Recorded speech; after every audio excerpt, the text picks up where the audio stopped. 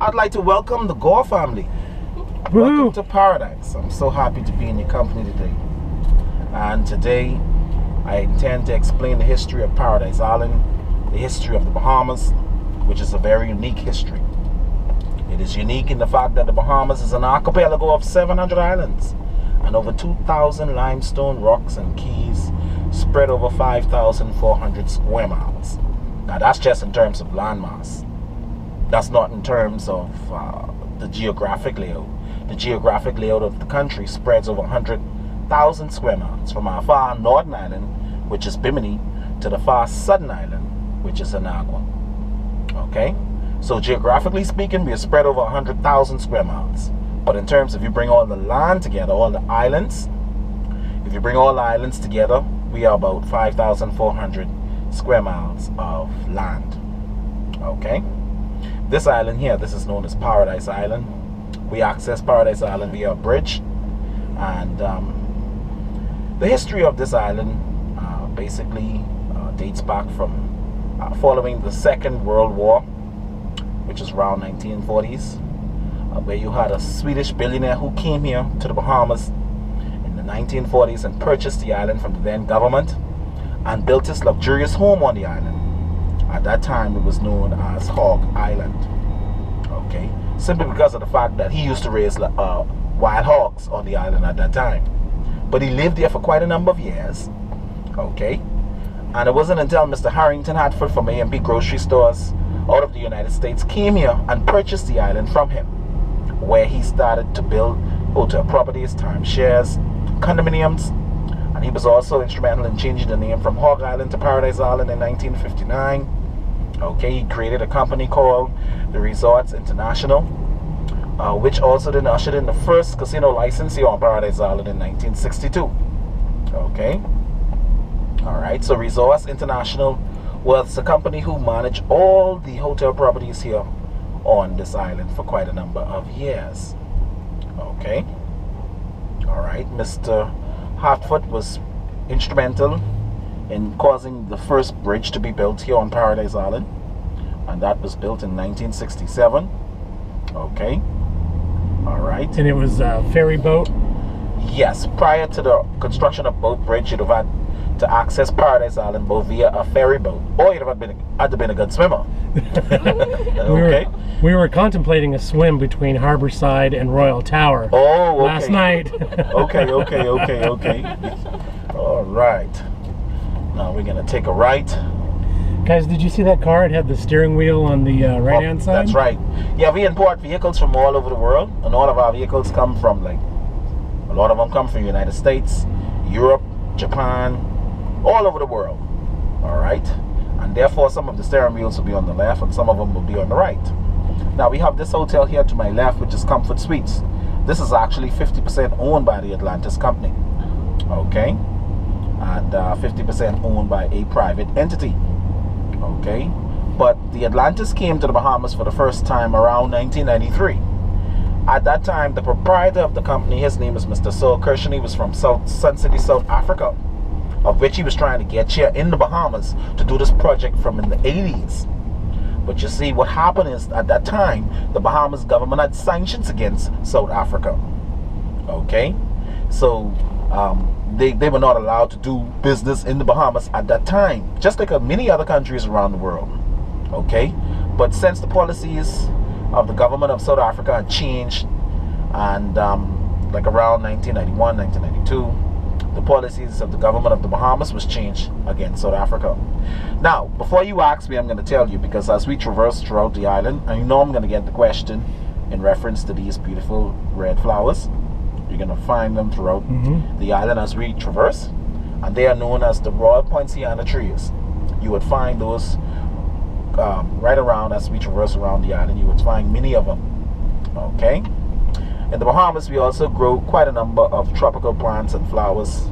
Like we have these, we have two types of coconut trees. I don't know if you can see coconut trees, or you get to see coconut trees in California. I don't know. There's palm trees, but no coconuts on them. Oh, okay. Just dates usually, right? Dates. Okay. Yeah, dates. All right. And we have various types of palm trees here as well. We have detached palm trees, which is like this one here to my left. That's a detached palm tree. We're going to be finding them as we traverse throughout the island as well. Okay. Now, Mr. Harrington Hartford, when he first came here, he was instrumental in constructing the Hurricane Oil Marina, the Cafe Martinique restaurant, the ocean clubs to my left. It wasn't a one and only. It was just known as the Ocean Club. At this time, the cheapest room in Ocean Club is like $1,200 a night. All right, so it's extremely expensive there. Mr. Harrington Hartford was also instrumental in seeing to it that this monastery came here to my right. This is known as the 14th century French St. Augustine's Monastery, which is imported from France to New York in the 1940s, early 1940s, and from New York to the Bahamas in the 1960s. Brick by brick, it was imported here from New York. Basically, it's just really like a popular wedding venue where a lot of people go and have their wedding vows exchanged and so forth. Okay, but it's a very popular area in terms for people who are getting married. They usually go. A lot of tourists goes there a lot to have their wedding vows exchanged. Okay, but Atlantis is also home to many residential properties. We have quite a number of wealthy American celebrities who live here on Paradise Island as well, and they live in an area called the Ocean Clubs Estates. Ocean Clubs Estates is an area to the far western part of the island. Okay, now if we were to drive straight ahead, we will drive right into the Ocean Clubs Estate. You have quite a number of American celebrities, namely like people like Oprah Winfrey. She has a house in the back there. The daughter of Elvis Presley also managed a home in the back of Ocean Clubs Estates as well, and quite a number of American celebrities. The Bahamas is also a very popular destination for American celebrities who want to come here and buy a second home because of our no capital gains tax and our tax incentives that the government give to people who want to have Americans primarily who want to own private homes here in the Bahamas. We also have this beautiful mansion here, well, condos, and these are known as the Shangri-La. These are owned by Bahamians of Chinese origin. Okay. Oh yes, and we have quite a number of Bahamians and foreigners who own condos here on Paradise Island. Okay. All right. See, that's not moving. Not getting a video image. Is that normal for you? Yeah. Sometimes it stops, right? And then, but it's still be recording. Really? Okay. Yeah, it still be recording. And when they play it back, it's see, it's blinking. Right. So, okay. Yeah, you know. I haven't seen that. Yeah, it's blinking. So once it's blinking like this, right, it means it's recording. Yeah. Okay. Oh yes. Oh yes. All right, and we have quite a number of residential properties. I mean, I don't know factually speaking. I can't give you factually how much a condominium will cost over here on Paradise Island, but my guess is it's going to be like from $800,000 and up. Wow. But they are very expensive here on Paradise Island. Okay. We also have bougainvillea. We have quite a number of these trees here throughout the island as well. We have, as we traverse along the island, you would see quite a number of bougainvillea flowers as we traverse along the island. We have those in our backyard. You do? Yeah. Oh, okay. Yeah, bulking. Okay. And we also have these tropical plants here to my left. We call these type of trees right here to my left, we call them sea grape trees. Sea grape. Sea grape. They grow real grapes. You see those? Those are real grapes, and you know they usually turn like a raspberry or a burgundy color when they are ripe, or they are very sweet. And sometimes they taste sweeter than the grapes in the food store. Oh yes, oh yes. All right, and so we're gonna take a left right here. Oh yes, we're gonna place to drive. Oh yes. So this is a little bit of Paradise Island. Oh yes. And we also have the Versailles Gardens here. To my right. Oh. This is the Versailles Gardens. It's a very popular garden area here on this property of the Ocean Club's hotel, and it's known as the Versailles Gardens. It's a very beautiful garden. You know, it's very nice over there. Oh yes. Really? Oh yes. Do they grow anything like wheat or corn on any of the islands? Yes, well, you know, in the Bahamas we have three major industries. The first one is tourism, the second one is banking and financial services, and the third one is agriculture and fishing and light manufacturing. But in terms of agriculture, we grow a lot of citrus, like oranges and tangerines and so forth. And most of the agriculture and fishing is done in less developed communities or less developed islands like Andros and some of the far south islands of the Bahamas. Okay, and yeah, we grow a lot of vegetables, like you know, we grow onions and potatoes, and we grow tomatoes. But in terms of fruit, we grow, well, we have sugarcane, we have plantains, and we have bananas. We grow a lot of oranges and tangerines and stuff like that. Oh yes.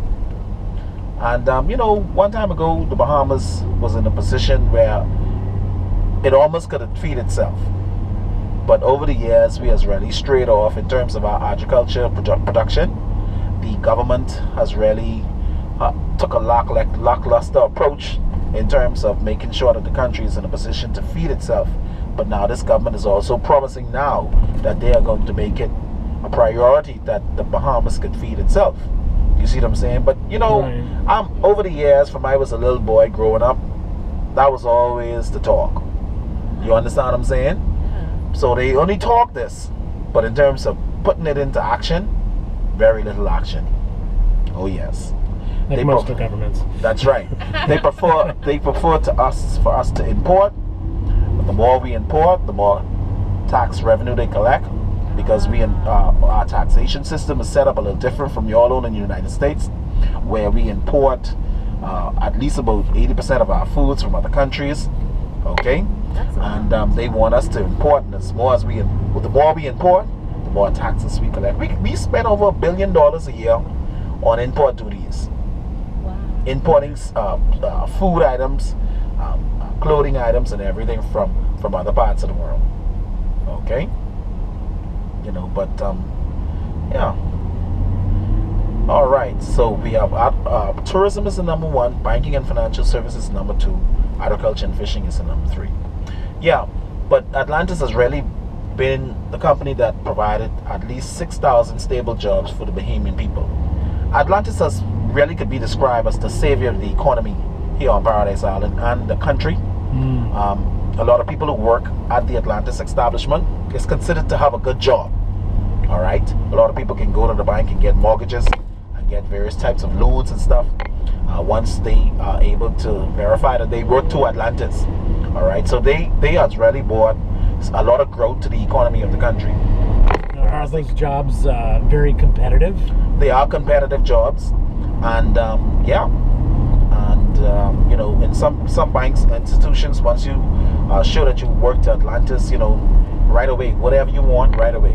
Oh You understand what I'm saying? So Atlantis has really been a good contributor to the economy of the country in terms of the employment they provide to the Bahamian people.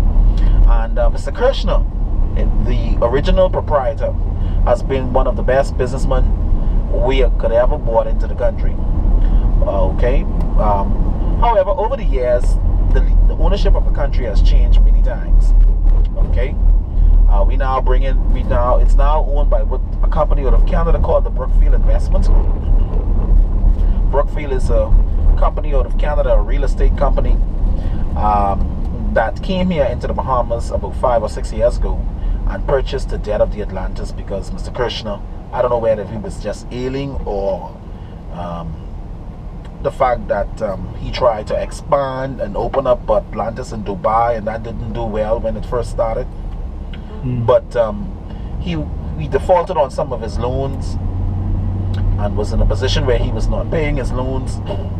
And the company out of Canada called Brookfield Investments, they came in and they purchased the debt of the company, thereby acquiring majority of shares in the company. So basically it's now is owned by a Canadian company out of Canada called Brookfield Investments. Okay, they maintained over the years a managerial contract with Kirshner, where he was managing the resorts for the last 4 years. But I don't think they're going to renew that contract this year. Is he old now? Yeah, he's old. He's about probably be in the 70s. Okay, you know. Oh yes. But his company has really been a good company for the country in terms of business, in terms of employment. His company generated for thousands of Bahamians. Is there a does the government set a basic wage? Yes, we do have a minimum wage, and sometimes I get a little embarrassed to talk about it because it's only $175 a week. But for private sector workers it's $175, and public sector workers is like $210 a week. Okay, the government tries to encourage private sector by putting their minimum wage up higher so that they can follow suit. You see what I'm saying? Gotcha. We're gonna take a right onto Shirley Street. Shirley Street is the second main street on the island. Bay Street is the first main street, and we're gonna take a right here. All right. Yeah, we pay like $5.80 on a gallon of fuel. All of our fuel is imported from other countries. Okay? And we were promised many years renewable energy. As I said before, in reference to the fruit thing, you know, they just promise us these things, but they have yet to deliver. Also to my left, we have the Ebenezer Methodist Church. This church was built in 1802. When it was first constructed, it was a wooden structure. It was completely destroyed by a fire in 1804 and rebuilt to a concrete structure in 1806. One of the oldest Methodist churches here on the island. Wow, Okay. 1800s. Oh yes. Now, one of the only church on the island that doesn't have a paint on the building is known as the St. Matthew's Anglican Church, which is this beautiful edifice right here to my right. This church right here. This is the only church that still has its original structure in place since 1802. It was built by a loyalist, Mr. Joseph Eve was his name. It's one of the oldest Methodist churches here on the island. One of the only church on the island that doesn't have, well, one of the oldest Roman Catholic church right here to my left. This is known as the Sacred Heart Roman Catholic Church. This was built in 1839.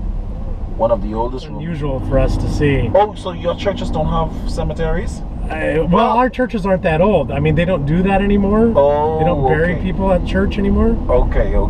So you have your separate cemeteries. Yes. But since those are so old, you know, I'm sure those grave sites go back. No, but what you're saying is true because, you know, some of our churches, you know, the property itself is only so big. So a lot of them do go to other large areas where they have like large mass graves and stuff, like grave cemeteries and stuff like. You have like Woodlawn Gardens, and you have different gardens. But you know, I guess some of the like in our church, I was told that the originator of our church, he was buried under the pulpit. Oh my God! Yeah, and that is Bethel Baptist Church. He was buried under the pulpit. Wow. You see what I'm saying? Yeah. And I hope today that I can be able to show you our church. That'd be great. Oh yes. To my left, we have Doctor's Hospital, formerly known as Rasson Hospital. Dr. Rasson, one of our top medical professionals, started this hospital here to my left in the year of 1955. Doctor's Hospital wasn't always this size, but after many years of renovations and expansions, this is the current Doctor's Hospital today. Healthcare is a very essential part of our development in the country. In 2006, a bill was introduced and passed through both of our houses of Parliament, which is known as the National Health Insurance Bill. I will explain that very shortly. To my left, we have the Bahamas Chamber of Commerce. The Bahamas Chamber of Commerce is an organization designed for the growth and enhancements and development of small businesses in the country. Okay? And I'm sure you all have a Chamber of Commerce in the United States as well. Oh yeah, every town. Oh yes. You know, I believe I stand to be corrected, but I believe that small businesses is the backbone of any economy, any developing economy. Absolutely. You know, and we also have to my left the premier healthcare institution. To my left, this is known as the Princess Margaret Hospital, formerly known as the Bahamas General Hospital. Princess Margaret Hospital opened up its doors as far back as 1806 for the delivery of public health to the general public.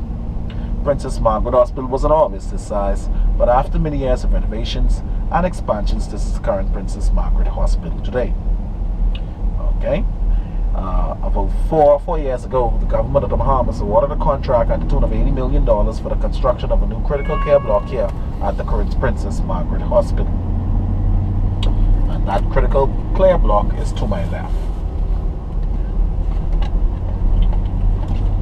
To go to the hospital, we usually pay a registration fee of $10. That allows us to get in there, to see a doctor, and get medical assistance, and yeah, oh yes, $10. yeah, $10 registration fee. Look at all this limestone on our left. That's Oh yes, that is gorgeous. the genetic makeup of the island. Consists of about a combination of coral and limestone.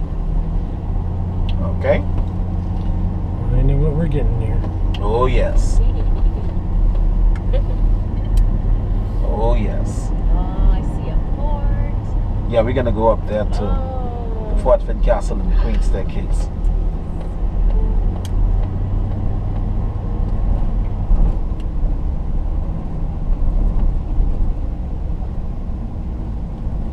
We look like we still have a nice day today. It's Yeah. beautiful. Yeah, I mean, you know.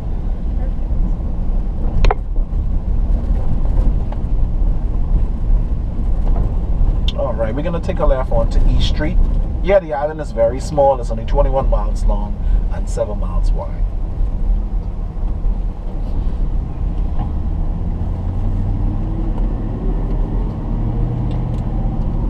To my right, we have the police headquarters. And this is also known as the police barracks. This was built in 1900. And, you know, this is where the commissioner of police has his office. The name of the current commissioner of police, his name is Mr. Ellison Greenslade. Mr. Greenslade is responsible for policing throughout the entire country.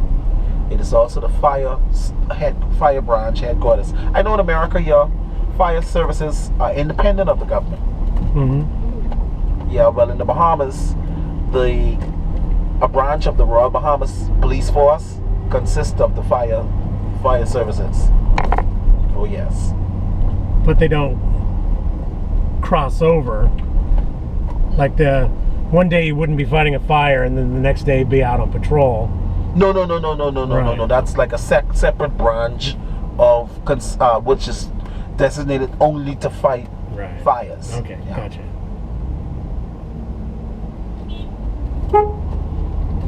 I think it's better in America though.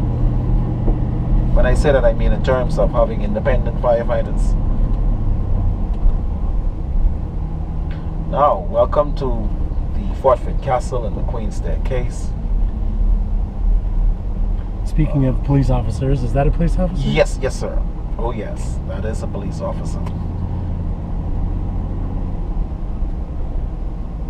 We have the fort. We have Philip there. There's on Philip. top, on Yes. top of the Queen's Staircase. Oh yes. And once the tour of the fort is complete, I'll be back right here waiting on you. Very good. Oh yes. This is Fort Finn Castle and the Queen's Staircase. This fort was built in anticipation of a French invasion. It was believed by King George III Napoleon of France was going to come here and capture away the colony away from the British. This would have been during the years of the colonization. You had France, England, and Spain going around colonizing a lot of the countries in this region. All right. The Spanish was actually here first. Okay. But they never colonized. They never built forts like what the British did and placed governors. That's what the British did.